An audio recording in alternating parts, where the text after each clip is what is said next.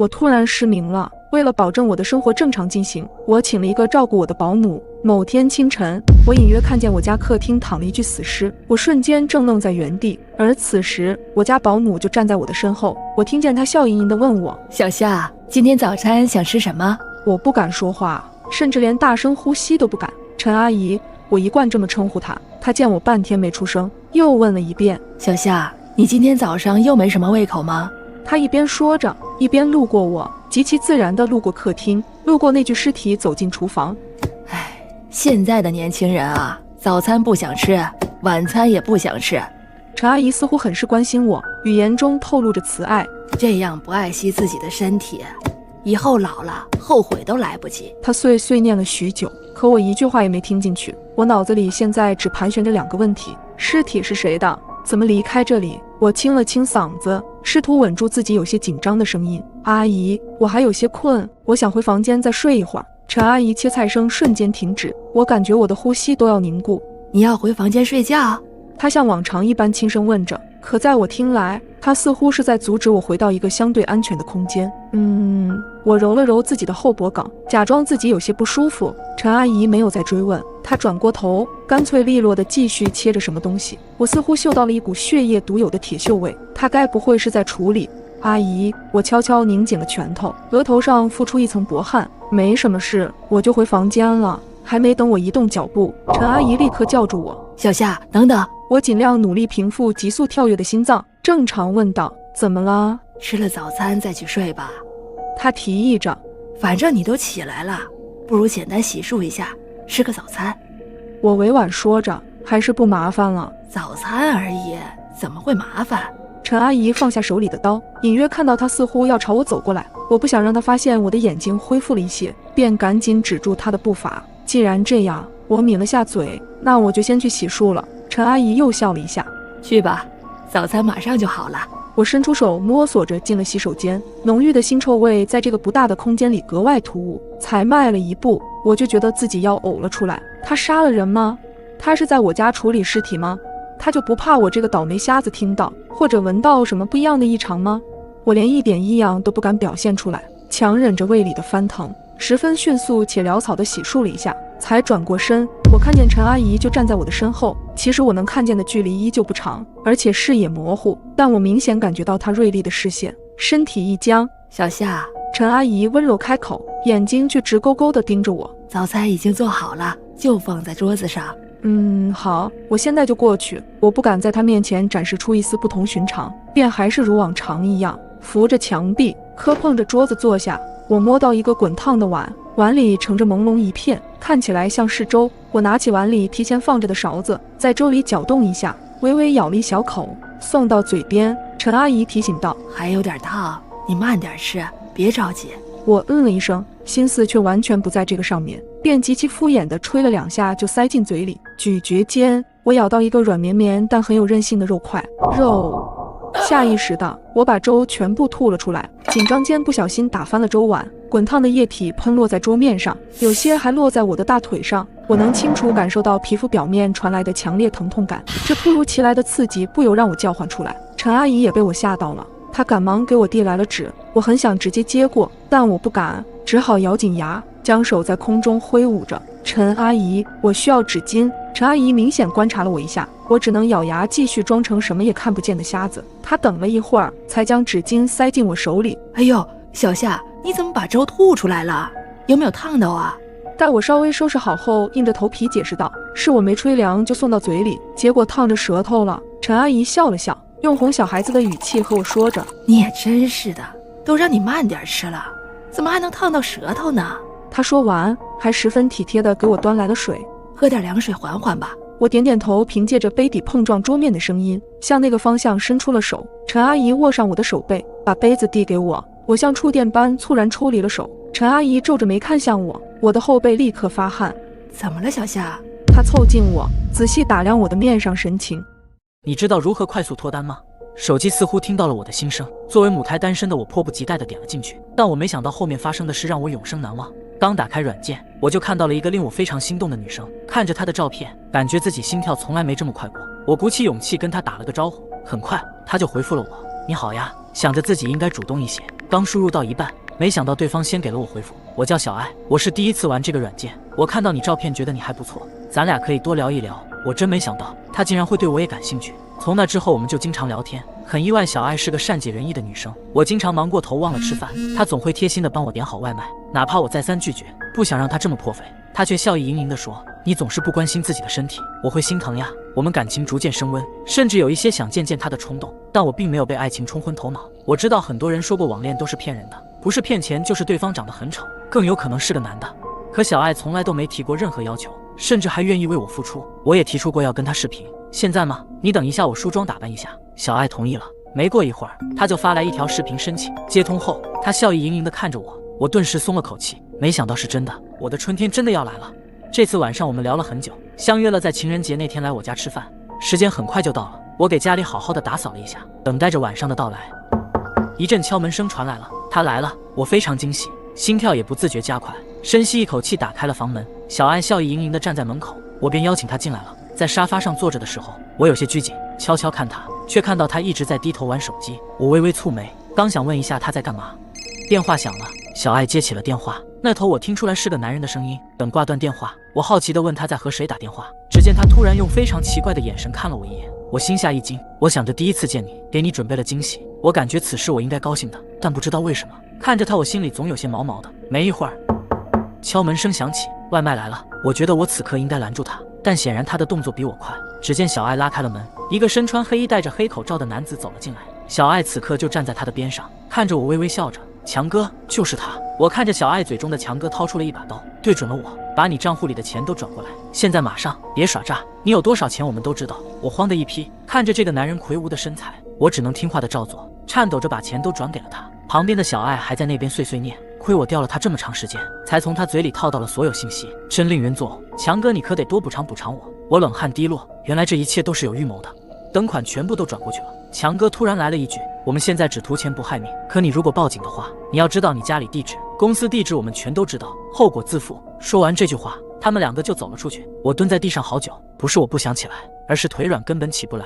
我也不知道他们是不是真的走了，会不会在反悔突然回来给我一刀。我望向了门口，此时大门敞开，漆黑的门口什么都看不见。鼓起勇气，我跑到了门口，把门反锁上。我还是选择了报警，毕竟只有报警才更能保护我的安全。我把所有与小爱的聊天记录还有资料都提交给了警察，可没想到他所有的信息都是假的，转账账户也不是本人。目前警察还在调查中，为了安全起见，我搬到朋友家去住了。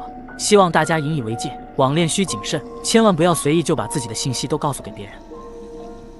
我怎么也想不到，一睁开眼睛，客厅里凭空出现一具尸体，而此刻我只能极力掩饰我的眼睛可以看见东西了。陈阿姨凑近我，仔细打量我的面上神情。你看起来……我随即站起身，打断她的话：陈阿姨，我身上黏糊糊的不舒服，我想先回房间擦一下，换件衣服。她狐疑地看着我，但没多说什么。行，那我帮你换碗粥。回到房间里，我转身锁上了门，我的汗毛根根立起，大脑转得飞快。我现在该怎么做？要报警吗？报警！我开始在房间里寻找手机，当我几乎把房间翻个底朝天时，手机不合时宜的在客厅响起。刚刚我将手机放在了桌子上，我有些崩溃，想了想，从抽屉里拿出了防狼喷雾，这还是之前我想预防色狼的时候买的，没想到却在今天用上了。我苦笑一声，小夏，你的电话响了。陈阿姨在门外好心的提醒我，警觉地将目光挪到紧闭的房门上，咽了咽口水。要出去拿手机吗？出去意味着要见到陈阿姨，不出去意味着我拿不到手机。还在纠结着，敲门声再度响起。小夏，你开个门，你手机响了。箭在弦上，不得不发。我缓了缓心神，应道：马上来。小心拧开锁，我将门打开一些。陈阿姨拿着我的手机，就在我的身前。她没有第一时间将手机递给我，而是低头看了一眼我的裙子，而后问道：你不是说换衣服吗？怎么没换啊？我非常自然地说着谎，还没找到就懒得换了。陈阿姨哦了一声，把手机递过来。你电话响半天了。我从她手上接过手机，拽了一下，发现没有拽动。我掀起眼眸，不解看向她。陈阿姨微微抬起头，目光不断地打量着我的眼睛。半晌，她轻声问道：小夏，你这么精确拿到了自己的手机，是眼睛恢复了吗？陈阿姨顿时面露凶光，举起了手中的菜刀。我知道我再也隐瞒不住了，我望着陈阿姨手里明晃晃的菜刀，不自觉地吞咽了2下口水。我紧握防狼喷雾，准备给陈阿姨来个措手不及。突然，我的电话再次响起，是家政公司打来的电话。陈阿姨的目光短暂停留在手机屏幕上，就是现在，我举起防狼喷雾，冲着她的脸和眼睛一顿猛喷，辣椒水钻进了她的眼睛。陈阿姨疼得哇哇直叫，手里的菜刀也落在了地上。我不敢有一丝迟疑，举起床头柜上的相框，对准她的后脖子拼尽全力地砸过去。看着她软趴趴地倒在地上，我第一时间报了警。等我将陈阿姨绑好在椅子上时，汗早就打湿了我的衣服。我蹑手蹑脚地走到客厅，地上的尸体不见了，隐约看到痕迹去往了厨房的方向。一股腐臭味从冰箱里出来，我猛地拉开冰箱门，一张惨白毫无血色又熟悉的脸出现在我的眼前，这是男友的脸。我双眼通红，浑身颤抖，一屁股跌坐在地上。此时，警察的破门声在身后响起，案情很快水落石出。这位自称陈阿姨的保姆其实是个通缉犯，身上还背着2条人命。男友昨晚来我家看我，得知我在睡觉便没喊我，结果偶然间看到了网上的通缉信息，照片竟然是保姆的长相。他刚准备打电话报警，就被保姆用匕首刺死。保姆原本也想将我杀掉，恰巧碰到家政公司打电话随访保姆工作情况，他害怕我一直不接电话会让中介公司起疑，就没有对我动手。加上我的眼睛失明，方便他分尸处理现场，保姆决定暂时留在我家。只不过他千算万算，没想到我的眼睛会突然复明。如果你半夜听到敲门声，随后又收到了爸爸的短信说他忘记带钥匙，你会去开门吗？单亲家庭长大的我，从小的性格就比较含蓄内向，所以20好几了也一直单身。这天，闺蜜小美分享一个相亲交友软件，并且不断安利我，上面很多同城单身青年，她最近在上面聊得火热，我便也想尝试下。安装注册后，简单填写了信息，便开始和几个男孩子聊了起来。但隔天晚上我就遇到了惊心动魄的事。晚上爸爸出去应酬了，所以我就一个人在家。我洗了个澡后，舒服地窝在沙发上追综艺，突然身边的手机响了，来电显示是爸爸。他不是在喝酒吗？这么快就回来了？正当我疑惑，还没来得及接起电话，电话就挂了，随后就是一条短信：开下门，爸爸没带钥匙。此时门外响起了敲门声，就在我起身准备去开门的时候，突然感觉哪里不对。我明明记得爸爸走的时候，他从鞋柜上拿了钥匙。我走到门口，爸，是你吗？没有人回应。出于警惕，我趴在门上，透过门檐往外看去，因为楼道里的灯光比较昏暗，模糊间好像有个人影快速躲过去。爸，你回来了。回应我的只有急促的敲门声，我的心突突的跳，后背也冒出冷汗。没想太多，我赶忙拿出手机给爸爸拨了过去。门外确实响起了手机铃声，但奇怪的是一直没人接听。我再次透过门眼看去，外面的人好像被惊到了一样，快速的向楼下跑去，铃声也渐行渐远。突然电话接通了，可还没等我开口说话，电话那头就响起了爸爸的声音：我楼下的车灯忘关了，你帮爸爸先把门打开，我一会儿就回来。电话便挂断了。虽然有些奇怪，但好在听到了爸爸的声音，我也安心了很多，便索性把门虚掩地打开了一条缝，转身就准备继续窝着追踪。这时电话又响了，是爸爸拨打的微信电话。我有些不耐烦地接起来：爸，又干嘛呀？小可，帮我喊个代驾，我喝酒没办法开车了。听到这我汗毛竖起，我爸还没到家，那楼下那个是谁？此时楼下传来了急促的脚步声，我吓得面色苍白，在人影快到门口的时候，以最快的速度把门反锁了。门外的人好像急了，疯狂地拍打着门：爸，家里进来人了。电话那头的爸爸显然非常着急：小可，你躲起来，爸爸这就回去，快打电话报警。因为腿软，我坐在了地上，我从来没遇到这么可怕的事情，眼泪也不自觉地流了下来。我颤抖地拨打着报警电话。此时门外的人好似听到我报警了，便不再敲门了。安静了好一会儿，门外响起了钥匙开门的声音，是爸爸。他通红的眼睛满眼都是紧张，汗水也浸透了上衣，左脚的鞋子也不见了。可想而知，这个喝多的小老头是怎么赶回来的。我抱着爸爸放声哭了起来。根据警方后续调查，这是一个拐卖团伙。我下载的软件能获取到手机的通讯录、位置信息，甚至我相册里的内容。找到地址后，又把我通讯录里的爸爸改成了他们的电话，又通过相册里我录制爸爸的视频，把声音处理成他的音色，目的就是拐卖无知的少女，更甚至贩卖受害者器官。之后在我得知闺蜜小美已经遇害了时，我痛哭不已，并有些后怕，如果那天晚上爸爸没有及时打电话过来，后果真的难以想象。经过此事，我再也不敢随便安装不知名的软件了。我居然在家窗户上目睹了杀人现场。一个身穿雨衣的人左手高高举起刀，劈向倒在地上的人。凶手刚杀完人，刀还没有从尸体上拔出来，他就像是感应到了什么，宽大的帽檐下露出了一抹渗人的微笑。我哆哆嗦嗦地拉上窗帘，试图拉开两个人的距离感，眼前的视线一下被遮挡住，脑子这时缓慢地转了过来。报警，我得报警！我差点要哭了出来，双腿发软蹲在地上，手几乎都拿不稳手机，慌忙地拨打了110。救命！杀人了！我脑子一片混乱，不知道要说什么。女士，别害怕，您的地址是哪儿？警察安慰我说，马记公寓1号楼2单元804。警察的声音让我安心一些，顺利报出了家庭住址。我又继续说，我在窗口看见对面有个人杀人了，对面应该是4单元1栋6楼，而且他看见我了，他会不会继续杀了我？我说着说着，心跳得越来越厉害。我知道我现在很恐惧，对死亡充满了深深的恐惧。好的，女士，我们马上就赶来，请你把家里面的门窗锁好，保护好自身安全，也请保持我们能顺利通话。我机械地连连答应。我踉踉跄跄地锁好了门窗，然后躲进了卧室的衣柜里。我还把灯给关了，装作家里面没有人。眼下周围一片黑暗，不过却让我安心了不少。我不停地看着时间，安静的空间里只能听到钟表时针转动的声音。短短几分钟，就像一个世纪那么漫长。突然间，门外响起了敲门声。女士，你在吗？我是警察。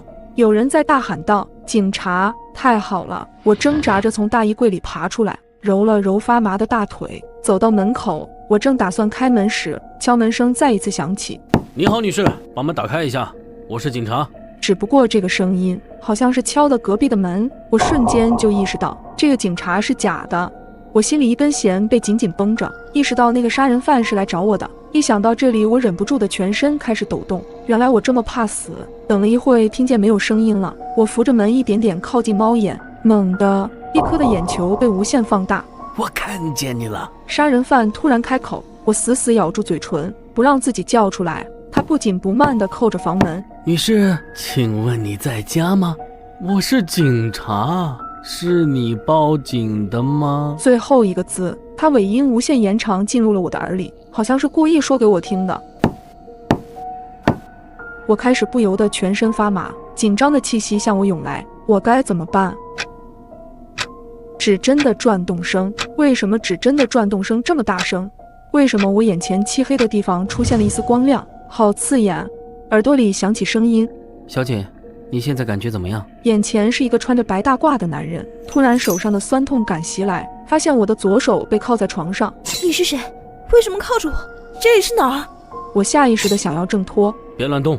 白大褂的身后有人在说话，这个声音好耳熟，好像是那个杀人犯的声音。我害怕地朝那个方向望去，一个身穿制服的警察缓缓走来。女士，你昨天晚上报警说目睹有人杀人，经过警方的核实，发现真正的杀人凶手就是你。我是杀人凶手？绝不可能！我在窗前清晰地看到那个人的行凶全过程，他还是个左撇子。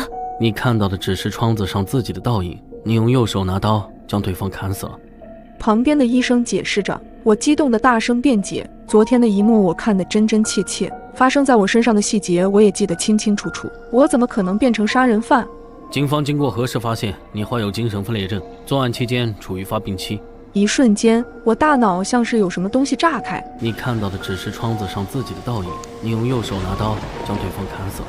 昨晚他们按我说的出了警，发现对面我说的楼层根本没有发生凶杀案。随后警察又来到了我的家，可是我却拒绝配合警察。一番焦灼后，他们只能强行入门，而我也在这时头疼欲裂，晕了过去。被害人也直挺挺地躺在地板上，早已经咽了气，凶器上只有我的指纹，地板上也全是我的血脚印，还搜索到了我杀人时所穿的衣服。怎么可能是这样？我几乎抓狂。那我杀了谁？这是我最不愿意面对的事情。是你老公。医生小心翼翼地看着我的脸，我再次崩溃，脑子里一团乱麻。我怎么会做出这种事？现场散落着很多治疗精神疾病的药物，我猜测应该是你老公想让你吃药，引起了你的反感。无法想象他当时该有多绝望，他最爱的女人将他推向了地狱。我居然看到闺蜜在大庭广众下脱衣服。小雨到底怎么了？隔着人群，我依稀看到了她眼底的绝望。我冲了进去，紧紧地抱住了她，将外套披在小雨身上。她一直在哭，却始终没有开口。不要看，赶紧散了！小豪愤怒地朝着围观的人吼道。我怀里的小雨突然抖了一下，把头紧紧埋在我的肩膀上，我不停地拍着他的背安抚他。回到家里，小雨的身体依旧不停颤抖，双眼微微闭着，眼角挂着泪。小雨，喝点东西吧。小豪轻声的提醒，手里还端着2杯热牛奶。只见小雨缓缓地睁开了眼睛，突然脸色变得更加难看，猛地推开我，尖叫着打翻他的手上的牛奶。我赶紧拉住小雨。小雨，你到底怎么了？小豪也不知所措地站在一旁。对，有事情说出来，我或许也能帮上忙啊。小雨依旧目光呆滞。我很好，你不要问了。小雨，我是你最好的闺蜜，有什么不能和我说的？我总觉得他有事情瞒着我，他最近太过反常。小雨的泪水不停地往下淌，他抬手抹去脸上的泪痕。我真的没事。说完这句话，小雨踉跄地站起来，走进了卧室。关门的刹那，他的手机里再次传来了那诡异的铃声。小雨条件反射地僵了一下。小豪无奈地看着我，你这闺蜜啊，怕是这里有问题。小豪指了指脑袋，我怕她会伤害你，要不我今天也留下来陪你。算了，我觉得应该要和小雨好好聊聊。小豪温柔地冲我笑笑，抬手拍了拍我的头。好的，那有事记得给我打电话。我笑着点头。小豪离开后，我的思绪一直很乱。小雨为什么会变成现在的模样？因为心里有事，我迟迟没能入眠。突然，小雨的房间里传来了一声金属落地的响动，一个不好的念头在我的脑海里徘徊。我猛地坐起身，直奔小雨的卧室。眼前的景象不禁让我脊背发凉。幽暗的灯光下，小雨歪着头倒在床边，她的脸色苍白，嘴角还噙着一抹诡异的笑容，手腕上有一条长长的伤口，血顺着伤口淌下来，一滴滴溅在地板上。我吓得差点惊叫出声，颤抖着双手拨通了急救电话。很快，小雨就被推进了急诊。庆幸的是，因为送医及时，小雨并没有生命危险。看着病床上的闺蜜，我不由得心疼起来。究竟是什么导致曾经天真乐观的小雨变成了这样？可是我该怎么帮她呢？小雨出院后，我一直陪着她，和她睡在一个房间。一天清晨，那熟悉又诡异的铃声再次响起。小雨还在睡梦中，并没有听到铃声。为了解开心中的谜底，我小心翼翼地打开了小雨的手机。今天我们玩个好玩的，你把头发全剃了。看着这条信息，我震惊不已。除了这条刚刚发来的信息，上面还记录了之前小雨所做的每一件怪事：地铁站里的屈辱，以及半夜照镜子、大口吃牙膏，这一桩桩一件件，原来都是受人威胁。我很快注意到发消息人的头像，让我莫名有种熟悉感。原本我并不想相信，直到打开了他的朋友圈，竟然真的是小豪。我顿时感到脊背发凉，用力地推醒小雨。当他看到我手上的手机时，眼泪一下子涌了上来。小莫，我其实没想瞒着你。他说如果我敢告诉你，他就也对你下手。这一刻，我终于知道这段时间小雨到底在承受什么。我也终于从他的口中得知了所有的真相。原来，男友之前有一次来找我时，我并不在家。这个混蛋看到了刚洗完澡的小雨，不仅侵犯了她，还拍了她的照片，以此来威胁她。我瞬间怒火中烧，真没想到平日里憨厚老实的男友，背地里竟然做出了这么龌龊的事情。就在此时，家里的门突然被敲响，小雨吓得一个机灵，直接躲在了我的身后。我赶紧跳下床，刚打开卧室门，就看到小豪径直走了进来。你怎么会有我家钥匙？我一脸戒备地看着他，下意识地后退了2步。你是我女朋友，有你家的钥匙不是很正常吗？小豪一脸无辜地说。也对啊。我的脑子快速转动，怎么才能带着小雨快速摆脱这个恶心的男人？正在我思索时，我给你们买了早饭。小豪说着想拉我的手，我本能地用力甩开，大概是我下意识的动作出卖了自己。沉默片刻，小豪再次压低声音问：你怎么了？出什么事了吗？你觉得我们该有什么事？还是说你有什么事瞒着我？我怒视着反问他。小豪淡淡地叹了一口气，看来你还是都知道了。小莫，我是爱你的，你可以原谅我吗？我再也压制不住内心的愤怒，一巴掌甩了过去。随后小豪的脸上露出了狰狞的表情，对一旁的小雨吼道：你怎么不死呢？都是你来勾引我的！说着，小豪突然从腰间掏出一把匕首，冲着小雨走了过去。小雨吓得捂住耳朵，瘫软地蹲在地上。眼见小雨要受伤，我本能地抄起旁边的椅子，冲他后脑直接砸了几下。你个混蛋，渣男，垃圾！小豪很快便没了反应，我借机拉着小雨，疯了一般冲出门去。我们一路狂奔，直奔派出所。待警察回来的时候，小豪依旧还在地上趴着。在看着警察把小豪送上救护车时，我仿佛看到了小雨一瞬间露出了一抹诡异的笑。我居然看到闺蜜在大口大口地吃牙膏。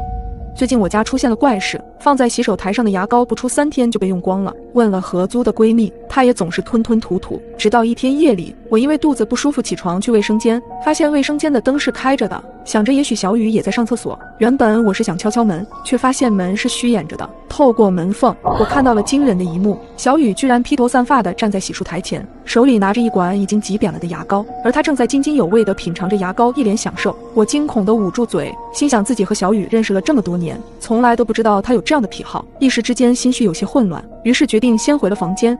住在一起半个月，这还是我第一次看到他如此怪异的行为。我心里除了害怕还有担忧，直到听到了小雨回房的声音，我这才起身去了厕所。洗手台上一片狼藉，刚买回来的一大袋牙膏已经有不少都变成空的了。我战战兢兢地收拾好残局，失眠了一整夜。昨晚你睡得好吗？第二天早上起来，我试探着问小雨：挺好呀，不过我看你像是没睡好呢。小雨冲我微笑着说，看着他现在的模样，我实在无法和昨晚见到的人联系在一起。昨晚的事你不记得了？我依然无法打消心中的疑虑。昨晚什么事？看他的模样也不像是故意在骗我，我也就不再坚持。不过为了查明真相，我提出让小雨和我睡一个房间，他欣然同意。到了该睡觉的时候，我正在洗澡，听到小雨说他先睡了。可当我回到房间时，发现他并不在床上，心里正纳闷呢。突然听到梳妆台的方向传来了小雨哀怨的声音：你说我好看吗？听到这声音，我心里一惊，朝梳妆台望去，只见平时活泼可爱的小雨，如今却是披头散发，一脸幽怨，而且她还涂了口红，只是口红的颜色太深了，看上去就好像是咬破了嘴唇一般。小雨，你干什么啊？我好看吗？她又问了我一遍，我只觉得瘆得慌，还没等我开口，小雨便自顾自地站起身，一步步走出房间，去了卫生间。她好像完全无视了我的存在，然后她又翻出了牙膏，开始大口大口地吃着，那贪婪而满足的样子，就好像是在吃这个世界上最好吃的东西。我害怕极了，赶忙进到房间，反锁了门，第一时间想到给自己的男友小豪打了电话。你快来，我害怕，我闺蜜她不对劲。我颤抖着压低声音：好，你别怕，我马上来。挂断电话后，死死盯着房门，不敢发出任何动静，生怕下一刻小雨会突然敲我的房门。好在没一会儿，就传来小雨房间关门的声音。直到小豪到的时候，他也一直没有从房间内出来过。我快速地跟男友说了情况，他也是一脸震惊，但为了我的安全着想，他还是硬着头皮敲了小雨的房门。可奇怪的是，门敲了很久，里面都没有任何动静。于是小豪慢慢扭动了门把手，缓慢地推开了一条缝隙。只见小雨睡得很死，嘴角甚至还挂着牙膏的泡沫，在昏暗的灯光下显得很是诡异。关上门，你说他会不会是梦游呀？我俩从小就认识，没听过他有这个毛病呀。晚上我睡得很不踏实，但好在男友在我身边也会有一些安全感。早上醒来后，我看到小雨从卫生间出来，看我的时候表情有些不自然。那个小莫，昨晚我在你房间睡得不太舒服，所以没事的。我连忙摆手笑着回避他的目光。经过这2天的惊吓，小豪打算带我去散散心，于是我问了小雨要不要和我们一起去逛个街。而他刚准备回复我的时候，手上手机突然响了。他拿起手机看了一眼，眼中突然闪过了一抹惊恐的神情。怎么了，小雨？我不太舒服，还是不去了。突然我注意到了他的手机铃声，想到前2天小豪刚出差回来时，我们曾经一起吃饭，那时候就听到过这个声音。小雨一反常态，浑身发抖的样子，直到现在我还记忆犹新。可我还没来得及问，他便直接转身回了房间。果然，对于我来说，逛商场确实是一种解压的方式。很快我就把小雨的事抛在了脑后。小豪也很贴心，拎着各种大包小包，苦哈哈的陪笑。唯一让我不舒服的是，在等我换衣服的时候，他总会拿着手机回复着信息，甚至有时候还看到了他嘴角的笑意。面对我的质问，他也是含糊其辞。小莫，你别多心嘛，都是工作消息呢。我见他态度诚恳，便没有深究。吃了晚饭过后，我们就打算回去。就在我找好了空位，安静等待列车进站时，突然听到了熟悉的声音。我听出那是小雨手机上那种奇怪的铃声。朝声音传来的方向望去，我看到了他的脸。小雨正站在人群中，一件一件地脱掉自己的衣服，直到脱的只剩下内衣。当你洗脸闭眼睛的时候，是否和我一样，总感觉有人在盯着你呢？这种感觉在我搬家之后尤为严重，偶尔还会听到人的喘息声，但每次我强行睁开眼往后看去，却什么都没有。但后来一件更可怕的事情让我从此以后活在了阴影里。因为图上班方便，我便想在公司附近租房。很快我便在网上找到了一间公寓，房间刚装修完不久，房租也很实惠，但是房东唯一的要求是女生入住，这让我有些疑惑。在看房的时候，我就问了房东，他告诉我女生比较爱干净，不像男生一样邋遢。我便没多想，果断与房东签下了合同。我自认为我的警惕性比较高，所以在搬家之后，出于安全考虑，我不但换了门锁，而且还在门口装上了可视门铃。因为刚搬新家，当晚我就喊了闺蜜小美和她新交的男友来我家玩。她的男友我也是第一次见，人看着很干练，聊天中了解到他是一名特警，看着男友力十足，我也挺为小美感到开心的。因为收拾到很晚，第二天我起床的时候发现已经快迟到了，着急忙慌地赶出家门，恰好碰到了房东拎着垃圾从门口路过。房东，你来找我的吗？哦，不是，我就住在隔壁，后面几间也都是我的房子，你有什么事儿也可以随时喊我。我不禁有些羡慕房东，每个月收租不用上班也太爽了吧。因为着急上班，没多聊几句，我便赶去公司了。但没过几天，便发生了一些奇怪的事情。首先是我的零食会莫名其妙的变少了，其次是卫生间的镜子上出现了奇怪的掌印，位置比较偏左。起初我并没有太在意，以为是我无意间碰到的，便顺手擦掉了。但最近我总感觉每天睡醒会特别累，好像每天晚上跟人打了一架。出于警觉，我还特地看了家里的可视门铃和电子锁的开门记录，都是正常的。我的精神状态越来越差，甚至总感觉我洗脸的时候，好像有个人就在旁边看着我，隐约还能听到呼吸声。但等我睁开眼看的时候，却什么都没有。闺蜜还安慰我，你太多疑了，是不是最近压力太大了？可能真的是我想多了吧，别不开心了，我晚上过来陪你聊聊天。晚上小美来了，还带着我最爱的奶茶和烤串，我们边吃边聊，心里确实也轻松了很多。期间小美去了卫生间，但随后神色紧张地从卫生间出来，拉着我走到了镜子前，指着镜子上的手印，满脸慌张。你看，这个手印很奇怪，虽然模糊，但这很明显是男人的手印。我的视线随着小美的手望过去，惊讶地发现这个掌印的位置还是一样的靠左，而且明显要比我的手掌大一些，也印证了小美的说法，这肯定是个男人的手掌印。我和小美对视了一眼，互相从对方眼里看到了惊恐。小美颤抖地拿起了手机，拍下了照片发给了她的男友。她男友很快赶了过来，安全起见，他很快检查了一下屋子，包括柜子里、窗帘后，甚至门口的可视门铃都没有发现异常。那掌印好似凭空出现在镜子上似的，难道这是灵异事件？这不禁又让我心惊胆战起来。就在我们疑惑的时候，小美的男友一直注视着镜子，只见他突然用手按在了镜子上。不对，这镜子不对劲，怎么了？我哆哆嗦嗦地问他。我的手指与镜子里的手指之间没有空隙，这是一面双面镜。随后他又轻轻地敲击了镜面，声音空洞且带有回响，这更加证实了他的想法。双面镜的话，如果对面有人，他是能看到你的。随后顺着掌印，镜子竟然被他推开了。此时房东的脸赫然出现在我们眼前，他满眼血丝，好像被惊到了一样。我满脸不可置信地大喊了一声，是房东。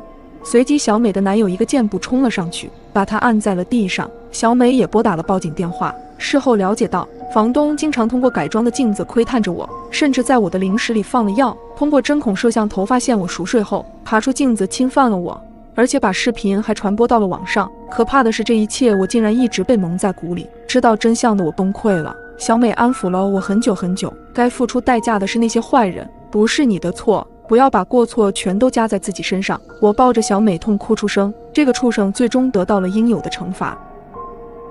室友的这件事给我带来了一辈子阴影。我们大学的宿舍是上床下桌的4人宿舍，还有一个大大的衣柜，分成4个人使用，每个空间都比较充足，能放很多东西。我其中一个室友叫小美，性格比较孤僻，平常跟我们也不怎么说话。虽然在一个寝室，但她总是独来独往，从不与人亲近。而最近我们寝室的气氛更压抑了，可能是失恋的原因，小美在寝室一连哭了好几天，大家晚上也总被她的啜泣声吵醒。虽然知道她听不进去，但我们偶尔还是会安抚一下。这天晚上9点半，洗完漱的我们发现小美还没回来，但是以前她经常夜不归宿，所以大家并没有在意。小可还在一旁说，真好，小美不在，终于能睡个好觉了。就是她在寝室感觉气压都变低了。小西也应和着，还八卦起了小美的男朋友。我也在一旁笑盈盈地听着。很快10点多，寝室熄灯了，麻吉先生的视频也刚更新，我也兴致勃勃地在评论区留言。突然收到了一个短信，是小美发的，我晚上不回寝室了，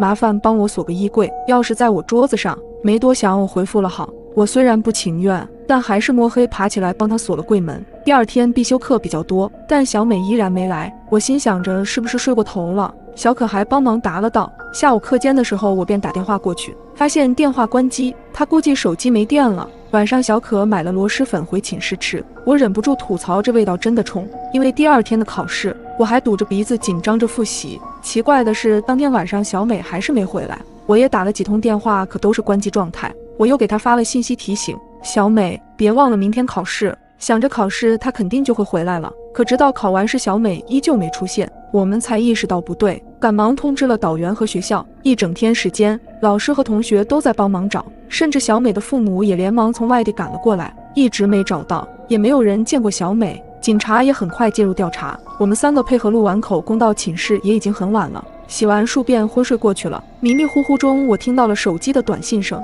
打开手机看到已经凌晨1点多了，我瞳孔大张地盯着这条信息，脸上渐渐地冒出了冷汗。短信是小美发的，麻烦你帮我开下衣柜。我瞬间意识到了什么，安静漆黑的寝室，我缓慢地挪开被子，坐了起来。我望向衣柜，甚至不敢下地，我颤抖着伴随着哭泣的声音喊起了他们。随后小西跑去通知了宿管，我不敢在寝室待着，小可便陪我走到了寝室门口。2名宿管听了小西讲述后，其实也是胆战心惊，但职责所在，还是拿钥匙打开了那个柜门。里面的景象顿时吓坏了大家，柜子里是头发散乱、身体僵硬且浑身带着点排泄味道的小美。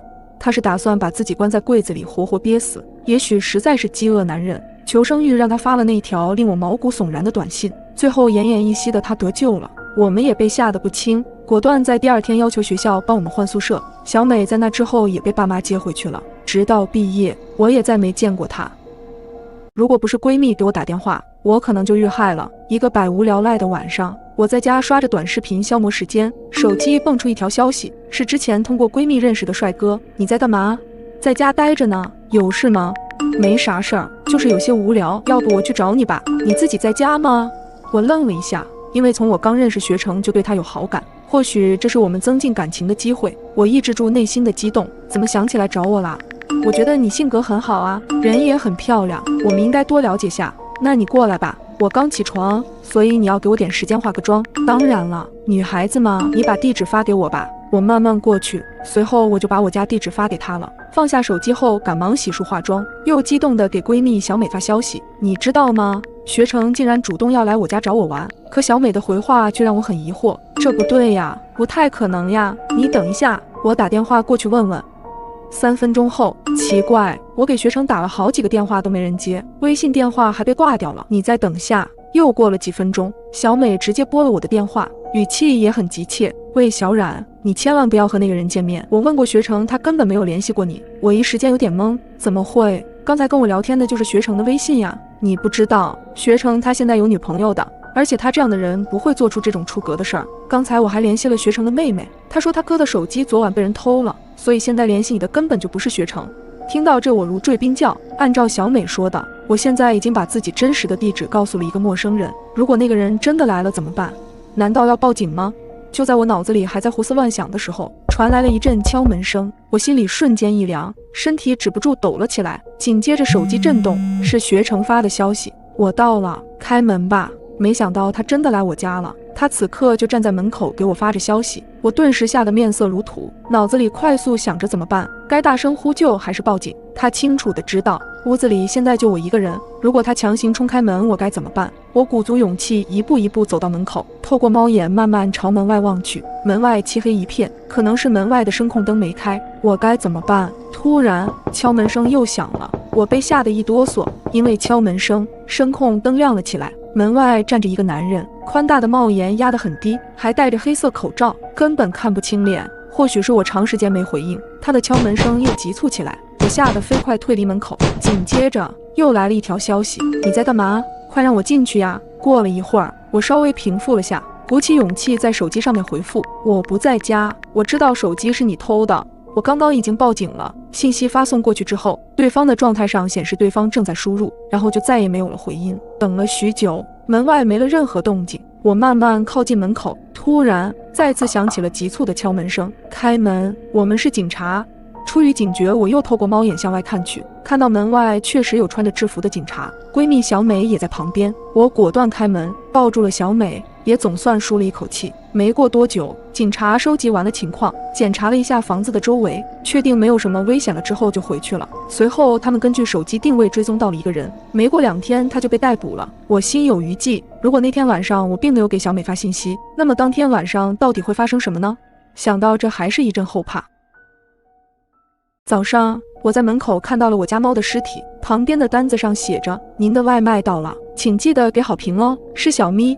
我尖叫一声，腿吓得发软，直接蹲在地上，捂住嘴巴，简直不敢相信这个事实，后背瞬间冒出了一层冷汗。明明昨晚睡前他还睡在我的枕边，一时间难过和恐惧包裹了我全身。我下意识反身，迅速关门并立马反锁，后背紧紧贴着门，并拨打报警电话。警察敲门的时候，我正蹲在门旁边，抱着腿抖个没完，大脑一片空白。昨晚12点半，刚刚吃过安眠药的我接到了外卖的电话，那人态度急切，说是在楼下等了我快10分钟了，一直忙线，您快点下来取外卖行吗？我这还有好几个单子呢，要不您告诉我几楼，我送上去也行。我愣了一下，是不是搞错了？我没点外卖。交涉了大约3分钟后，对方骂骂咧咧地挂断了。当时我误以为是店家搞错了地址，毕竟这样的事情之前也发生过，这件事我便没有放在心上。再加上安眠药的作用，不一会儿就失去意识了。直到今早打开门，小咪的尸体就那么直挺挺地放在门口。我抽搐着讲完了所有的事情，警察点头并在纸上记录着。检查过后，门锁没有被撬动的痕迹，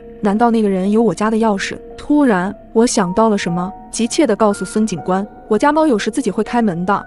说完，我看向不远处僵硬的小咪，眼泪啪嗒啪嗒地往下掉。昨天我好像忘记反锁了。警察拿过我的手机查看了一番，可他接下来的一句话让我全身起了一层鸡皮疙瘩。在你删掉的订单里，我们找到了你昨晚下单的外卖记录。不可能！我惊讶地捂住嘴巴，尖锐的声音在客厅回荡：不是我，真的不是我，我没有点外卖，也没有戏耍外卖员。警察先生，相信我，请你相信我。说到最后，我只剩下了呜咽。一旁的女警官轻轻地为我顺着后背：你放心，我们会调查清楚的。小猫的尸体我们需要带回去，你有亲戚朋友吗？安全起见，这几天就先不要住在家里了。送走警察后，我在家门口蹲了很久。在这座陌生的城市，我没有什么亲戚，只有男朋友刘泽。想到警察离开前说的话，我下意识地裹紧了双臂，不排除有人进入你家的可能。最近好几个事件与独居女性有关，在他们家门口都会有这么一个3角形标志。巨大的恐惧过后，我逐渐冷静了下来，开始复盘最近发生的事情。标志是什么时候出现的？现在想来得有半个月了，并不是我木讷安全意识弱，这是个老小区，墙面上总有些调皮的小孩画的东西，因此这件事就被我忽略了。想到这里，我拨通了男友刘泽的电话，将这些事大体说了一遍后，等他来的过程中，同一栋楼的几个邻居听说之后找来了，对门的王婶和楼上的李哥，他们一边安慰我，一边陪我等刘泽的到来。几个人叽叽喳喳的要找物业，要求在小区里安监控才可以。看见刘泽的一瞬间，我抱住他大声的哭了一通，发泄了所有的恐惧。在他的提议下，我带着东西去了他家。刘泽住的地方距离我家不过10分钟的路程，他租了个公寓，并不是很大。正在我将牙刷往洗手台摆的时候，接到了警察的电话。李女士，我们查到昨晚你的账号确实点了一份外卖，但是账号 IP 不在你家，而是在留取家苑。那个外卖员有人证，您家猫咪死亡的事情跟他无关。留取家苑是刘泽的小区。看着他在厨房哼着歌兴奋炒菜的身影，我深吸一口气，颤抖着拿起了他的手机，刚准备打开外卖软件。瑶瑶在干嘛呢？快过来帮我打个鸡蛋。我赶紧将手机揣兜里，来了。猜猜我要给你做什么好吃的？给你做一份不一样的西红柿炒鸡蛋，那我很期待哦。一时间不知道该觉得开心还是害怕。进洗手间掏出手机，外卖软件上登录的正是我的账号。就因为我一直拒绝跟他同居，竟然搞了这么一出。1周前我俩出去吃饭，我去厕所的间隙将包给了他，出来的时候他人就不见了，过了很久才跑回来，借口说是去接老板电话，肯定是那个时候去配了钥匙。想到电视剧里那种病态男友，鸡皮疙瘩瞬间爬满了我的全身。佯装淡定走到厨房门口，我借口下楼买东西，行李都没拿就打上车回了家。到家后给他发了分手的短信，拉黑了他所有的联系方式，订了隔天一早回老家的车票。过了大约15分钟，他狂拍我的门，求我给他一个解释的机会。我在业主群发了个消息，可以麻烦各位邻居帮我出去说一声，我家里没有人，并再次拨打了报警电话。过了2分钟，楼上的李哥回了个 OK 的表情，之后邻居们都轮番的安慰着我，对门的王婶更是一条60秒的语音甩了出来，大体意思就是他要是敢一直来骚扰我，邻居们就把他打出去。我透过猫眼看到几个邻居跟刘泽在外面吵了起来。就在刘泽要动手的时候，孙警官到了。刘泽意味深长地看了眼我家的方向，吓得我闪到了一边，甚至害怕他通过猫眼就能看到我。本以为就这样摆脱了这个变态，谁知道半夜我再次接到了一个电话，接起来竟然是刘泽的声音。我到底做错了什么？你怎么总是一句话不说就走？昨晚也是这样。没等他说完，我便破口大骂：刘泽，你这个死变态，是你害死了小咪，我们分手了。接着将手机关机。当晚我睡得并不踏实，天刚泛亮光，我便起床。打开房门的一瞬间，我的尖叫声划破了长空。刘泽满身是血的坐在我的门口，地上是一张外卖单：您的外卖到了，请记得给好评哦。再次看到这张外卖单，我便直接晕了过去。哼，李瑶瑶胆子还是这么小。女人对着镜子又嘴角缓缓上扬，